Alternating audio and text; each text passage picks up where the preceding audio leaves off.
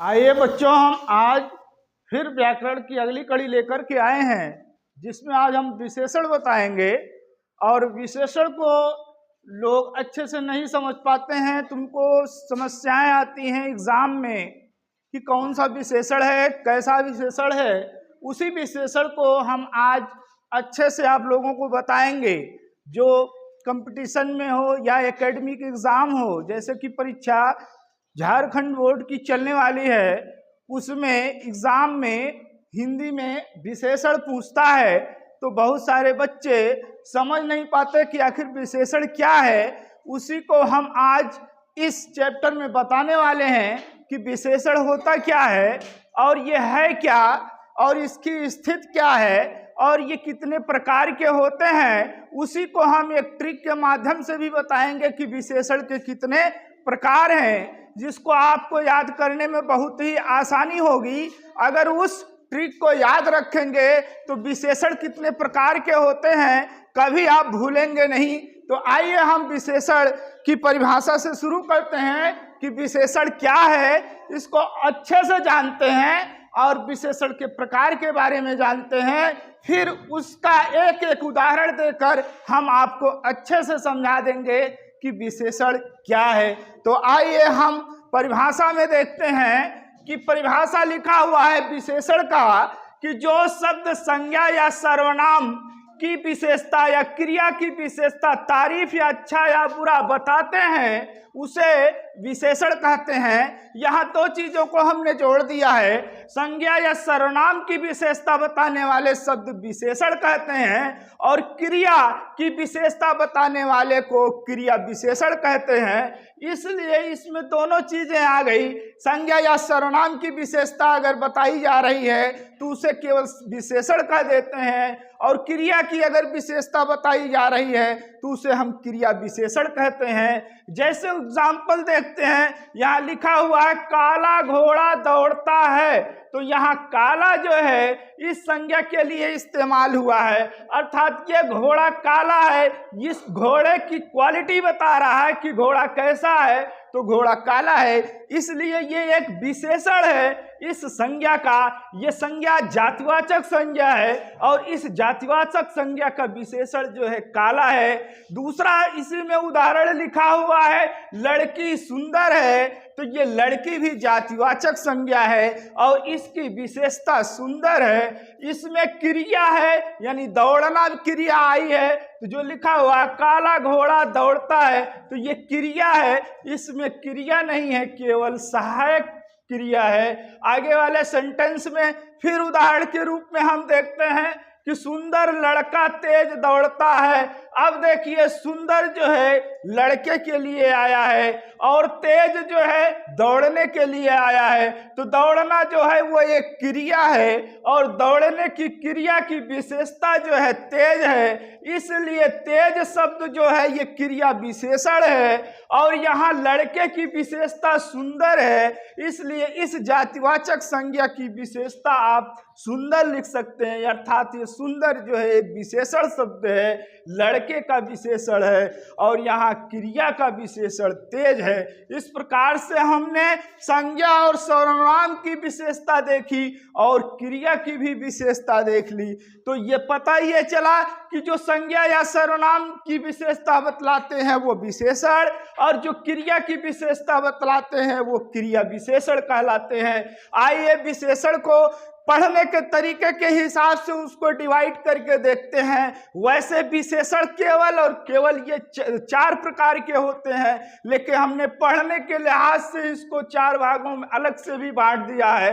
तो सबसे पहले हमने देखा संज्ञा या सर्वनाम विशेषण, अर्थात जो संज्ञा या सर्वनाम की विशेषता बतलाते हैं वो विशेषण कहलाते हैं। यह संज्ञा या सर्वनाम की विशेषता बतलाने वाले चार हैं। नंबर एक गुणवाचक विशेषण है और नंबर दूसरा संख्यावाचक विशेषण है और नंबर तीन परिमाणवाचक विशेषण है और नंबर चौथा है सार्वनामिक विशेषण है। इस प्रकार से विशेषण के 4 भेद होते हैं। इसी को हमने ट्रिक के माध्यम से बात दिया है, जिसको जीएस और पीएस के नाम से जानते हैं। जीएस का मतलब गुणवाचक, एस का मतलब संख्यावाचक, पी का मतलब परिमाणवाचक और यस का मतलब जो हुआ है सार्वनामिक विशेषण हुआ है। इस प्रकार से विशेषण अगर देखें तो 4 ही प्रकार के होते हैं और 4 को हमने ट्रिक से याद करवाया, जीएस और पीएस। जी फॉर गुणवाचक सर्वनाम, यस फॉर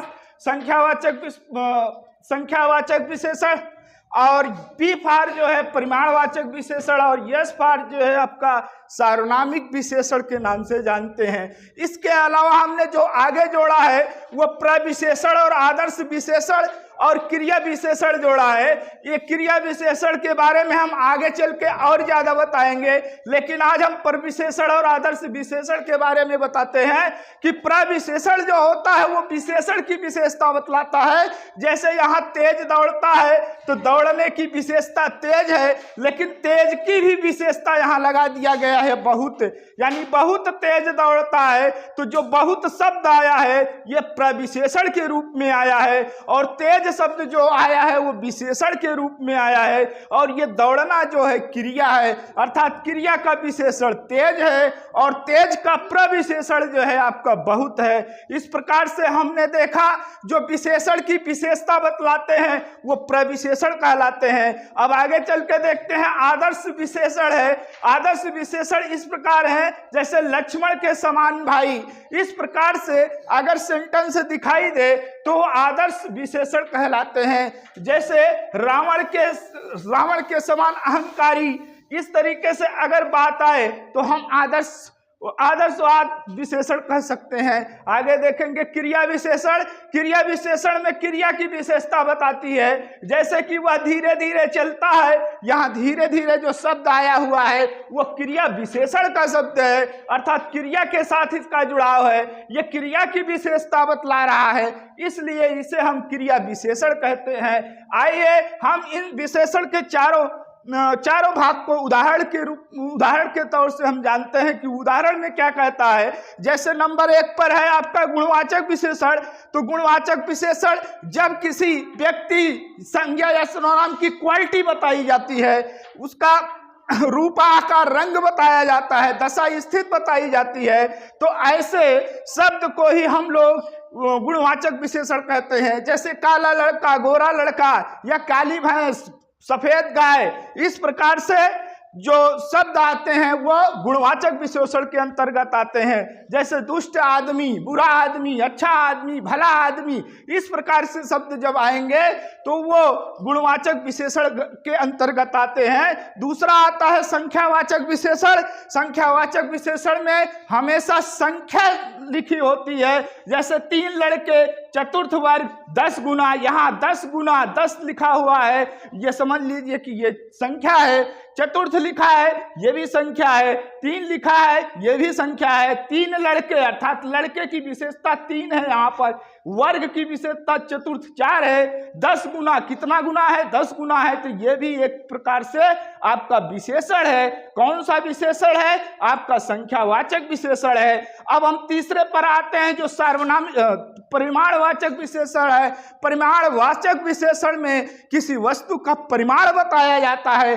परिमाण में भी 2 प्रकार के हैं, एक निश्चित होता है, एक अनिश्चित होता है। अगर हम कहें कि जैसे थोड़ा दूध, ये थोड़ा, कम, ज्यादा, इस प्रकार के शब्द जब आते हैं तो परिमाणवाचक विशेषण के अंतर्गत आते हैं। जैसे सारा आकाश, कम जल, इस प्रकार से ये जो है निश्चित और अनिश्चित दोनों हो सकते हैं। जैसे लिखा जाए डलिया भर आम, डलिया भर आम, ये निश्चित है, ये परिमाणवाचक विशेषण के अंतर्गत ही आएगा। आगे जब देखते हैं सार्वनामिक विशेषण, तो यहाँ देखते हैं कि यह नई साड़ी है।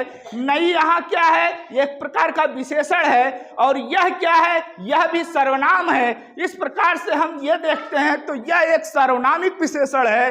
इस प्रकार से विशेषण के बारे में हम जाने कि विशेषण क्या होता है। अगर दोबारा फिर इसी परिभाषा को रिपीट करें तो विशेषण उसे कहते हैं जो संज्ञा या सर्वनाम की विशेषता बतलाते हैं, वो विशेषण कहलाते हैं। जो क्रिया की विशेषता बताते हैं वो क्रिया विशेषण कहलाते हैं। और विशेषण और विशेष में भी ये जानने की कोशिश करिए कि विशेष क्या है और विशेषण क्या है, ये हमेशा याद रखिएगा।